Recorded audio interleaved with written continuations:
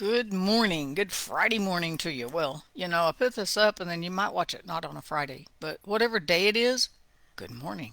It's a good day, right? Because we're on this side of the soil. So any day's a good day, right?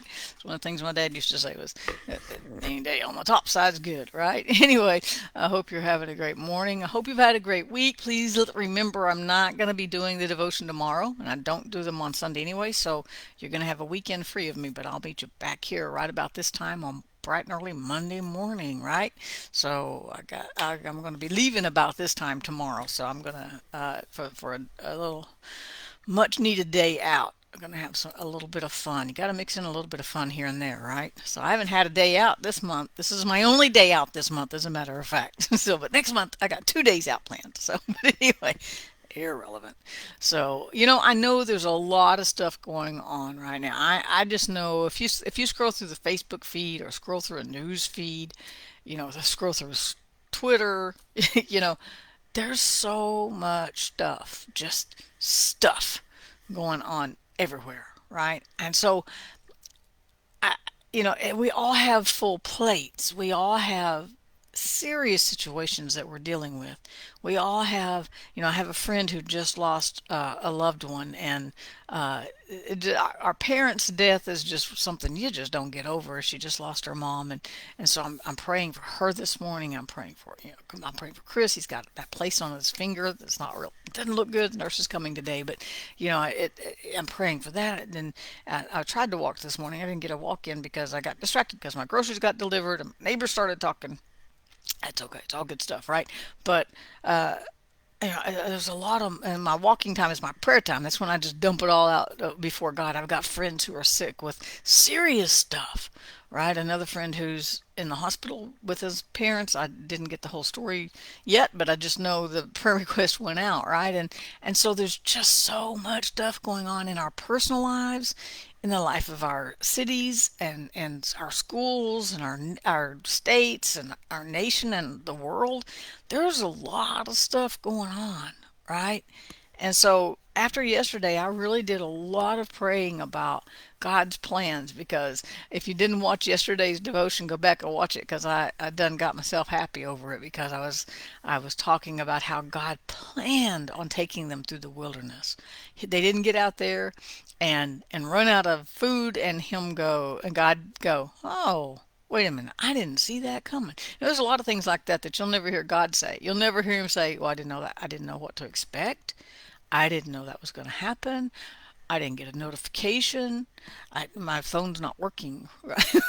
Right? I didn't get the email on that. Nobody told me you were going to you ran out of water. I didn't plan for that. No, I talked about how our struggles sometimes, we think, "Oh my God, it's a surprise to God," right? And actually he's like, "Just wait till you see what's next." And so I thought about that all day yesterday, and just thought about how he took them through the wilderness. He went and got them out of Egypt and brought them through the wilderness, and he planned every step of the way. Now they pulled some shenanigans along the way, making golden calves, but God planned. Manna was a planned thing.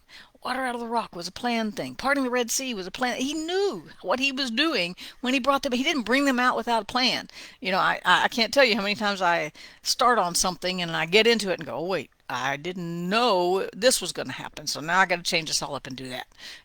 And God doesn't do that. He's like, "Okay, come on out here.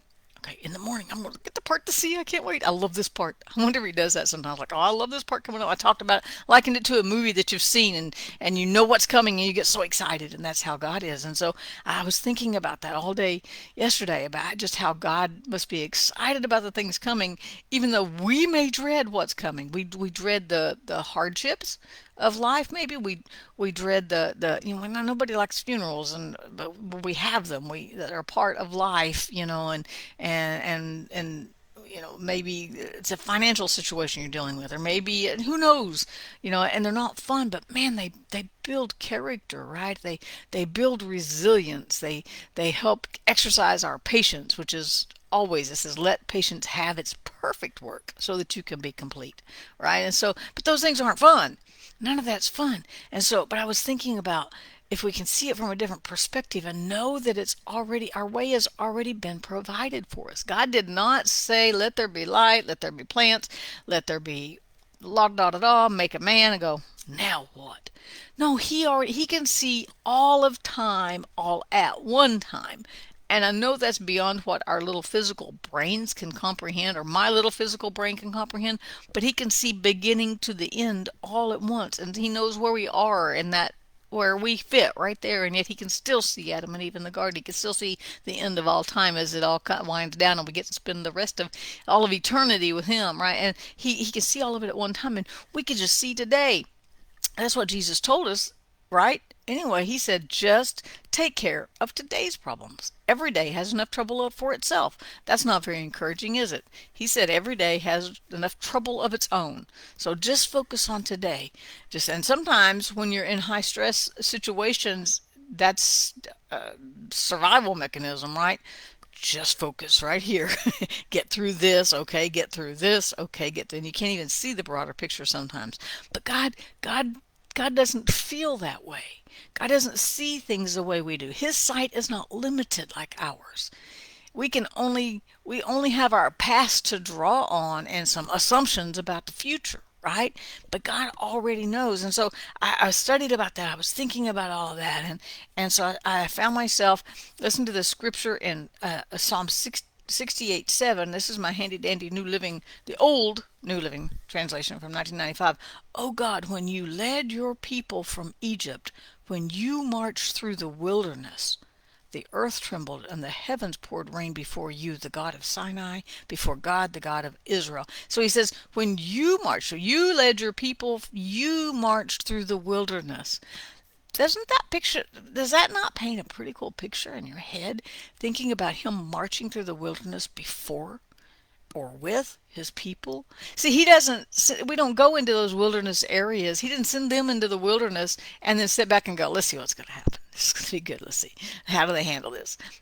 No, he marched through there. He made the way for them first. And there was no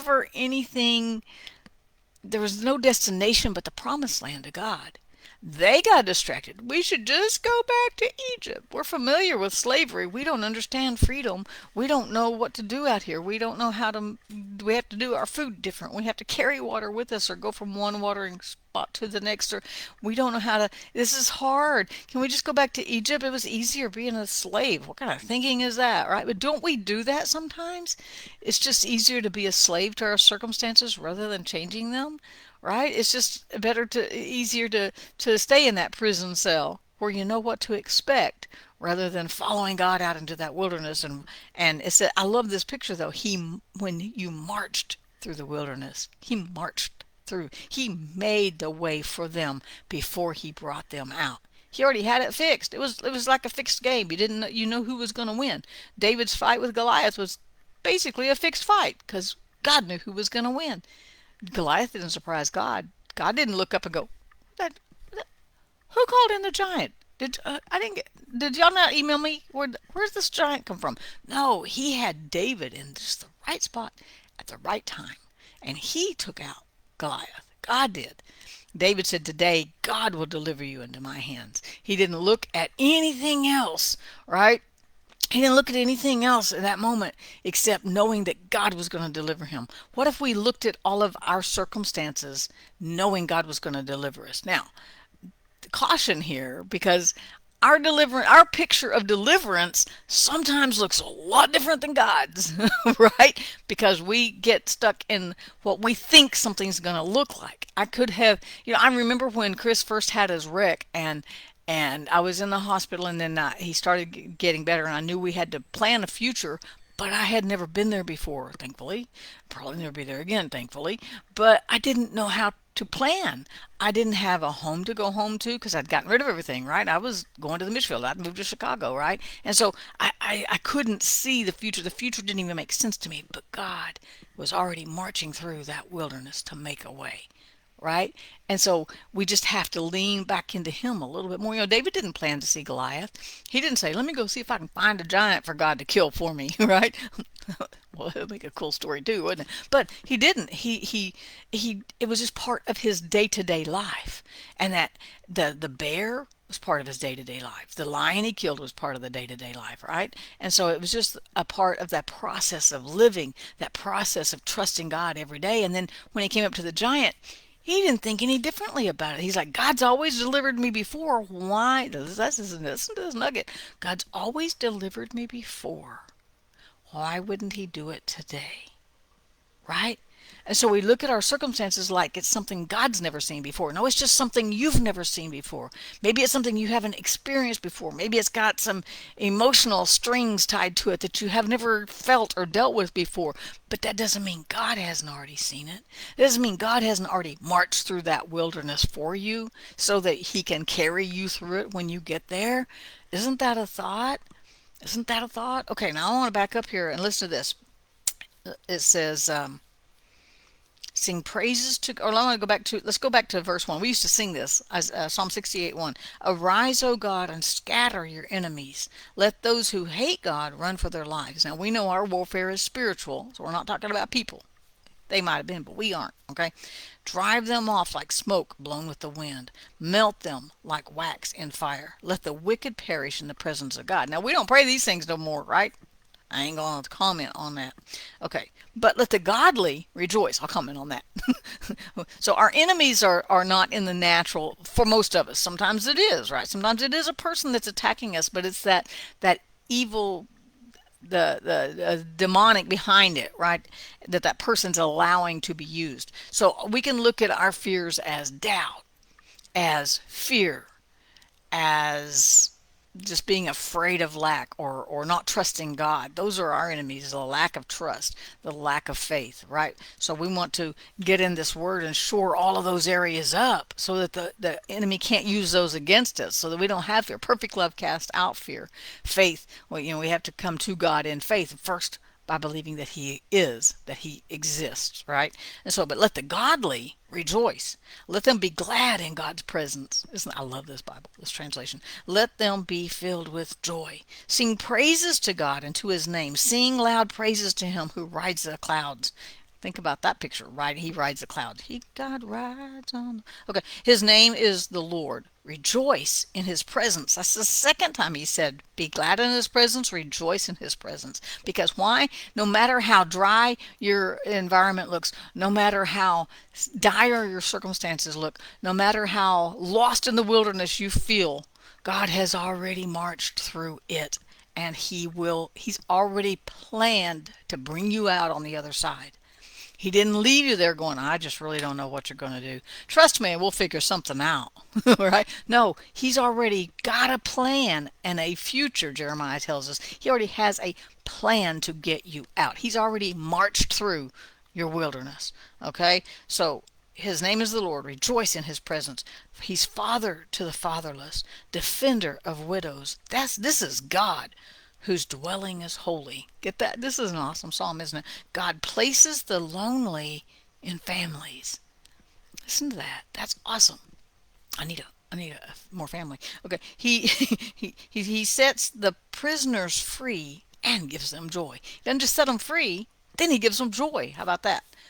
But for rebels, there is only famine and distress. So we're going to be on the godly side of things, right? Seeking him.